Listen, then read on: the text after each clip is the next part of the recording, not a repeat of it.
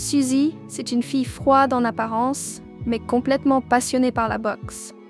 Un jour, elle découvre que Sue, un millionnaire ultra arrogant, veut fermer la salle de sport de ses rêves, celle que justement appartenait à son père. Sue décide d'y faire un tour, mais c'est juste pour se moquer d'elle. Sauf que, sortie de nulle part, une enseigne manque de lui tomber dessus et c'est Suzy qui lui sauve la mise. À ce moment-là, il y a comme une connexion entre eux. Elle capte direct qui elle est et le supplie de ne pas détruire la salle, mais il refuse sec. Il y a une armée de journalistes qui le suit partout, mais c'est Suzy qui le fait échapper, en mode cavale en moto. Mais voilà, ils se plantent et finissent par rouler par terre, l'un sur l'autre. Malgré tous ses efforts, Suzy n'arrive pas à convaincre Sue qui reste froid comme un glaçon. C'est là qu'elle a une idée. Sue cherche un nouveau garde du corps parce qu'il reçoit des menaces. Suzy décide de postuler, histoire de rester près de lui, et peut-être gagner sa confiance. Quand Sue la voit débarquer, il est choqué. Et bam, pile à ce moment-là, un gars essaie de le poignarder. Suzy balance un direct et explose les dents du mec. Sue est tellement choqué qu'on dirait que son âme vient d'être hypnotisée. Il accepte Suzy comme garde du corps, mais lui impose une règle. Aucun contact physique entre eux. C'est là qu'on découvre que Sue ne ressent aucune émotion. Le médecin dit qu'il n'y a pas de traitement, mais il veut tenter une dernière expérience, connecter son cerveau à celui d'une fille. Et cette fille, c'est Suzy. Sauf qu'il ne le sait pas. Pendant l'expérience, Sue imagine qu'il touche la main de quelqu'un, mais il panique quand ça bug. Suzy, de l'autre côté, essaye de le calmer avec une voix douce et lui demande de sourire. À la fin, ils repartent chacun de leur côté sans se voir. Mais le lendemain, Sue se souvient encore de cette voix. Il essaye même de sourire, mais ça part complètement en vrille. Plus tard, il débarque à l'entreprise, et là, Sid, c'est comme ça qu'on appelle Suzy maintenant, met un pain à un gars. Le plus chelou, c'est Sue lui-même qui ressent la douleur. Il commence à se dire que leurs corps sont connectés à cause de l'expérience. Flippé, il lui demande si elle lui a jeté un sort, mais Sid pense qu'il a perdu la tête. Quand il attrape son bras, Sue l'enferme contre lui et lui balance un « me touche plus jamais ». Après ça, Sid est en train de s'entraîner à la boxe avec sa pote, elle se prend un coup et c'est Sue qui tombe dans les pommes chez lui. Elle l'appelle, il répond pas. Du coup, elle fonce chez lui, pensant qu'il est mort. Le médecin débarque et lui dit qu'elle doit lui faire du bouche à bouche. Toute gênée, elle pose ses lèvres sur les siennes et lui donne un petit bisou. Et là, son cœur s'emballe. Sue se réveille en sursaut et s'éloigne d'elle. Sid lui demande pourquoi il vit toujours replié sur lui-même. Sue lui raconte que sa mère est morte dans un accident de voiture et depuis ce jour, il fait confiance à personne. Sid veut savoir où il a mal, mais Sue capte qu'elle s'entraîne à la boxe. Et là, il la supplie d'arrêter, parce que maintenant, c'est lui qui ressent toutes ces douleurs. La situation empire quand Sid va aux toilettes pour faire ses trucs, et là, Sue ressent une douleur atroce au ventre. C'est là qu'il comprend, elle a ses règles. Il hallucine, la regarde de très près et se rend compte qu'ils sont en train d'être observés. Sue essaye de la toucher discrètement, mais il se prend un coup direct dans ses bijoux de famille et s'écroule au sol. Sid se barre. Il reprend ses esprits et part à sa recherche. Il la retrouve pile au moment où elle aide une petite fille à attraper un ballon. Quand elle grimpe dans l'arbre et se blesse, c'est encore Sue qui ressent la douleur. Il la rattrape juste avant qu'elle tombe, mais s'éloigne aussitôt, genre super froid. Sid donne le ballon à la gamine et dit à Sue de sourire un peu plus. C'est là qu'il percute. C'est elle, la fille qui a calmé son âme ce jour-là, et sans réfléchir, il la plaque contre l'arbre. Quand Sid pose sa main sur sa poitrine, il croit qu'il est en train de tomber amoureux. Plus tard, elle reprend l'entraînement de boxe et Sue commence à sentir chaque coup comme si c'était lui qui les prenait. Il la géolocalise avec son téléphone et fonce. Juste au moment où un groupe allait lui arracher les sourcils, Sue débarque et lui interdit de se battre. Il l'oblige à venir avec lui et de peur qu'elle se barre, il l'attache au lit.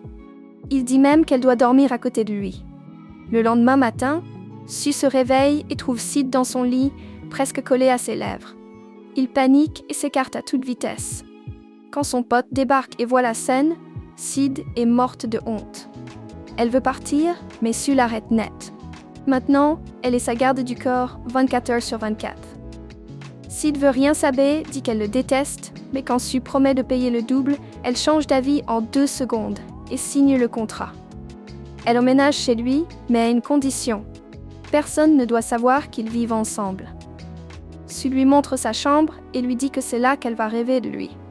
Ensuite, il lui prépare même le petit-déj avec un sourire, mais continue à se comporter comme un bloc de glace. Plus tard, Sid retourne s'entraîner. Elle crie tellement que Sue essaye de lui scotcher la bouche. Mais il trébuche et tombe. Direct bouche contre bouche. Un baiser complètement WTF. Sid lui met une droite, mais elle regrette tout de suite après et soigne son œil avec douceur. Ensuite, elle lui prépare un petit plat spécial, et quand Sue goûte, c'est comme si ça lui réchauffait le cœur. C'était le même goût que les plats que sa mère faisait. Ce soir-là, il regarde une photo d'elle avec une tristesse énorme. Pour lui remonter le moral, Sid prépare un gâteau d'anniversaire. Mais quand elle arrive, Sue est complètement chamboulée, au point que son pote doit l'aider à s'asseoir. Sid lui tend le gâteau et lui demande ce qui se passe. Le pote explique, l'anniversaire de Sue, c'est aussi le jour où sa mère est morte. Depuis ce jour-là, il traîne cette douleur. Sans réfléchir, Sid court vers lui et lui dit « Tu ne seras plus jamais seul. Si t'as peur, moi aussi, j'aurai peur. » Elle lui promet de lui apprendre à aimer. Et là, Sue sent comme une lumière qui s'allume dans son cœur pour la première fois. Ils sortent dîner ensemble. Mais soudain, Sue commence à ressentir une douleur chelou au ventre. Sid part chercher de l'aide, sauf qu'un homme avec une casquette les observe de loin. Elle sent dans son cœur que Sue a peur, alors elle court pour le retrouver. Et là, elle découvre que le mec essaie de tuer Sue. Sue tente de fuir, mais au moment où le gars va le frapper, Sid se jette devant lui. C'est elle qui prend le coup, mais c'est Sue qui ressent la douleur. Le médecin examine Sid et dit que tout va bien. Pour embêter Sue, Sid se blesse exprès. Mais juste après, elle lui fait un gros câlin et lui balance qu'ils sont faits l'un pour l'autre. Sue finit même par lui filer son numéro. Plus tard, à la maison, Sid attache un fil autour de la cheville de Sue, ce qui le fait flipper grave.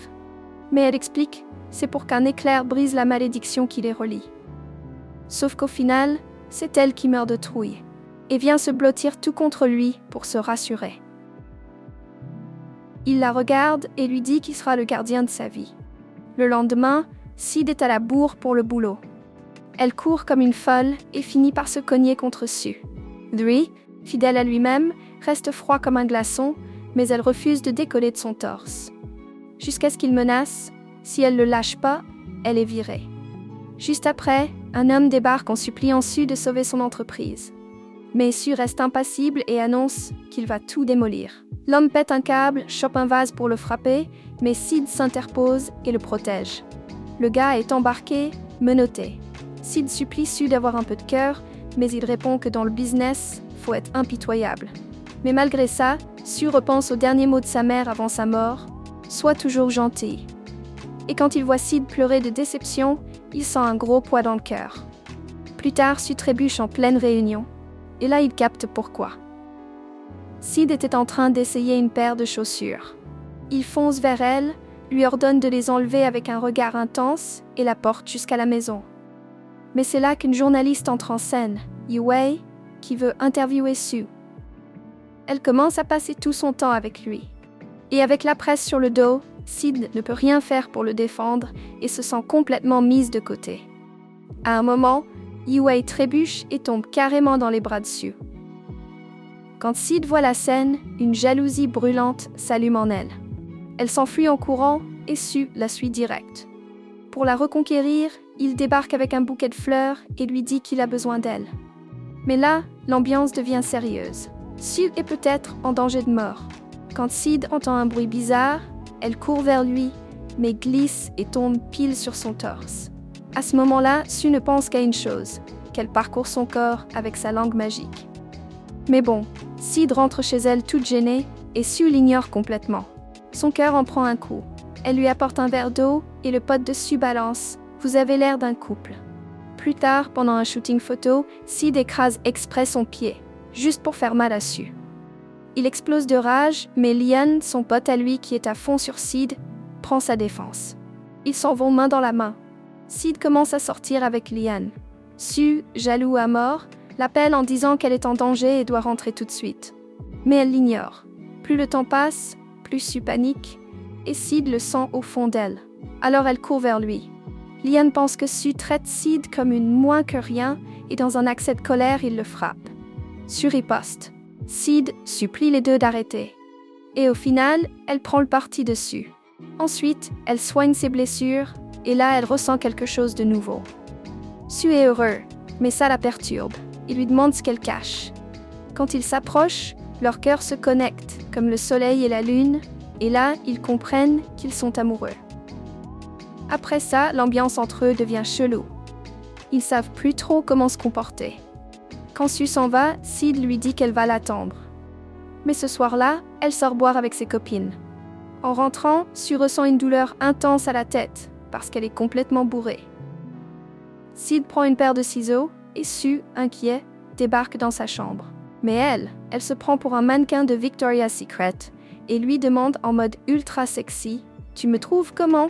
Sid s'approche de Sue et l'embrasse avec une passion de dingue. Mais juste après, elle est morte de honte devant ses copines. Pendant ce temps, Sue n'arrive même plus à bosser. Il a qu'une chose en tête, revivre ce baiser avec Sid. Sid termine ses cours, et là, Liane débarque avec un bouquet pour lui demander sa main. Mais avant qu'elle réponde, Sue déboule en courant. Il est prêt à tout lui avouer. Quand il la retrouve, il lâche « Je t'aime, et la seule peur que mon cœur connaît, c'est celle de te perdre. » Sid dit au revoir à Liane, prend la main de Sue, et tous les deux partent ensemble, main dans la main vers un ciel de bonheur. Sue pose sa main sur son torse pour qu'elle sente à quel point il l'aime, et ils s'enlacent comme si le temps s'était arrêté. Plus tard, Liane et Yue organisent un double rencard. Mais Yue commence à provoquer, genre « je suis bien mieux que Sid ». Alors Sid, pour montrer qui commande ici, embrasse Sue à fond, devant tout le monde.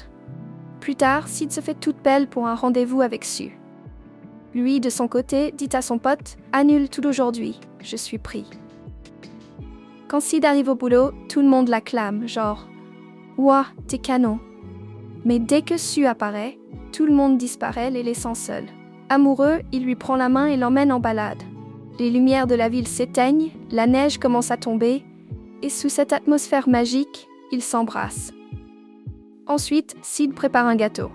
Et là, c'est le début d'une vraie guerre de chantilly. Ils s'en foutent plein le visage, courent dans toute la maison en rigolant comme des gosses. À un moment, Sue la plaque contre le mur, hypnotisée par ses yeux. Il a faim, mais pas de gâteau. Il lèche la chantilly sur son visage et ça finit en baiser sucré et passionné. Mais le calme ne dure pas. La boîte de Sue traverse une crise et il est obligé de faire semblant de sortir avec une actrice connue, Yuya. Sid est anéanti. Ils ne peuvent plus afficher leur amour en public. Sue déclare aimer Yuya. Mais quand il touche son cou, Sid comprend. Il ment. Il fait toujours ce geste quand il dit un mytho. Sid confronte Yuya cash. Ton histoire d'amour, c'est du pipeau. Elles en viennent même aux mains pour l'amour de Sue. Et même si Sue aime Sid à la folie, il s'éloigne d'elle, le cœur en miettes. Sid invente un faux danger, juste pour pouvoir rester près de lui, même à la salle de sport. Mais Sue, pour la protéger, annonce aux médias que Sid est viré. Ça lui brise le cœur.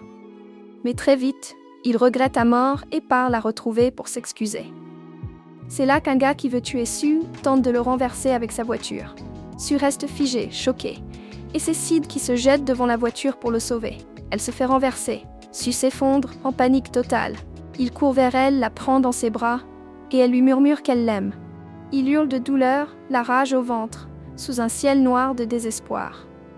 À l'hôpital, les médecins ne savent pas si elle va s'en sortir. Alors Sue promet « Je ne quitterai pas ton côté jusqu'à ce que ton cœur batte à nouveau par amour ». Il tente de lui faire écouter une vidéo de ses copines sur son téléphone, mais ça ne marche pas. Alors, il prend le bracelet porte-bonheur que Sid lui avait offert après un accident et le lui met au poignet. Il prie, supplie le ciel de la sauver. Et quelque temps plus tard, Sid ouvre enfin les yeux. La première chose qu'elle voit, c'est le regard de Sue en larmes. Il est bouleversé d'entendre à nouveau sa voix et de revoir ce sourire. Elle le serre fort dans ses bras, comme si elle ne voulait plus jamais le lâcher.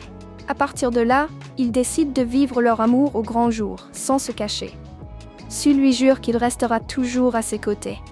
Parce que quand on trouve le bonheur dans le regard de la personne qu'on aime, on n'a besoin de rien d'autre. La vie est déjà assez dure comme ça pour perdre du temps, loin de celle ou de celui qui fait battre notre cœur. Et remplit nos journées d'un amour vrai.